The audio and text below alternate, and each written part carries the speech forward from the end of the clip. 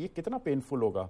Like for example Titagarh, बहुत सारे लोग ऊपर के स्तर पर फंस गए हैं।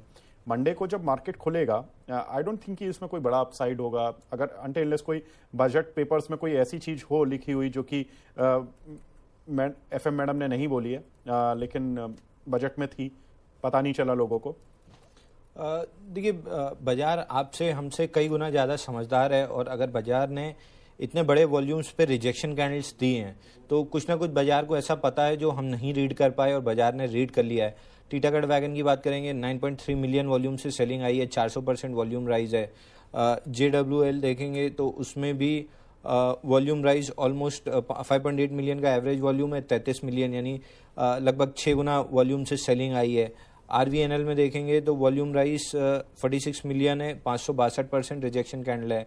IRFC में भी ऑलमोस्ट 50 डे मूविंग एवरेज से डबल वॉल्यूम हुआ है, ट्रिपल वॉल्यूम हुआ है और रिजेक्शन कैंडल है। तो बाजार ने क्लियरली इस थीम को अब निगेट करना या रिजेक्ट करना स्टार्ट कर दिया है। ये पेन अभी और गहराएगा। 50% का करेक्शन हो चुका है हाई से, ये अब अगले 4-6 महीने में बढ़ के शायद 70-75% अपने ऑल टाइम हाई से डाउन आ सकते हैं काउंटर। तो मैं इसलिए बार बार पिछले 6 महीने से कह रहा हूँ कि जितनी जल्दी आप निकल जाएंगे उतना आप अपना पैसा बचा लेंगे। बिल्कुल। और मॉर्निंग में जब हम RVNL पर भी बात कर रहे थे तो बजट से ठीक पहले आई रिमेंबर कि आपने कहा था कि अब निकल लीजिए। सुबह आपको हालांकि लग रहा था, और हमारे साथ जो दूसरे पैनलिस्ट भी थे उन्होंने भी कहा था कि ठीक है, थोड़ा बहुत आज प्ले कर सकते हैं, लेकिन विद स्ट्रिक्ट स्टॉप लॉस और विद स्ट्रिक्ट टारगेट्स। और उनके टीटागढ़ पर भी उनके जो फर्स्ट हैंड के टारगेट थे वो पूरे हो चुके थे। उन्होंने कहा भी कि भाई 1070 आ गया, आप प्रॉफिट बुक कर लो। और फिर मैंने उनसे पूछा कि कुछ और मूव की गुंजाइश है, तो उन्होंने कहा हाँ, पार्शियल प्रॉफिट बुक करो, अभी पूरा नहीं करना है। लेकिन पार्शियल प्रॉफिट जिन्होंने बुक किया वो तो ठीक है, मजे कर गए आज, लेकिन जिन्होंने प्रॉफिट बुक ही नहीं किया और जो उन लेवल्स पर भी फंस गए, तो वो तो बड़ा बुरा फंसे आज, क्योंकि 1100 का हाई और 932 का लो और 956 की क्लोजिंग, मतलब कि डेज लो पे ही बंद हुआ है लगभग, और 150 रुपए नीचे। दैट मीन्स कि लगभग 15% नीचे अपने हाई से बंद हुआ है। अगर मैं ओपन प्राइस से भी देखूं तो लगभग 100 रुपए नीचे इसने आज काउंटर ने दिखाया। 1038 पर ये ओपन हुआ था।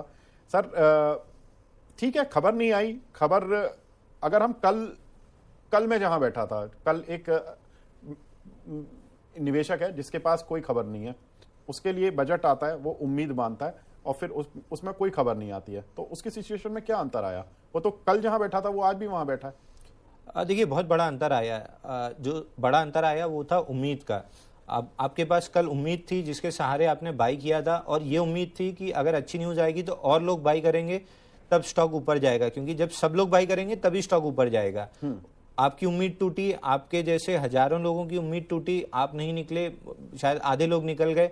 उन आधे लोग के निकलने में स्टॉक इतना नीचे आके क्लोज किया है, तो जब पूरे लोग निकलेंगे तो स्टॉक और कितना टूट सकता है। तो मार्केट हमेशा फॉरवर्ड लुकिंग होता है। जब तेजी थी इन काउंटर्स में, मार्केट फॉरवर्ड लुकिंग था। अब लास्ट रिजल्ट मेरे को कंपनी का नाम याद नहीं आ रहा है, लेकिन शायद जितने ऑर्डर्स एक्सपेक्टेड थे उसके 1/3 आए थे, और मनी 9 पे हमने उसका नाम भी डिस्कस किया था। रेलवे और डिफेंस में से कोई एक कंपनी थी। तो आप देखिए, वो भी उम्मीदें पूरी नहीं हो रही हैं, जितना ऑर्डर्स एक्सपेक्टेड था वो पाइपलाइन भी पूरी नहीं हो रही है। तो इन स्टॉक्स में पिटाई होना बहुत लाजमी थी, और पिटाई हो रही है, और अगले 2-3 महीने इन स्टॉक्स में अभी और जबरदस्त पिटाई होनी बाकी है।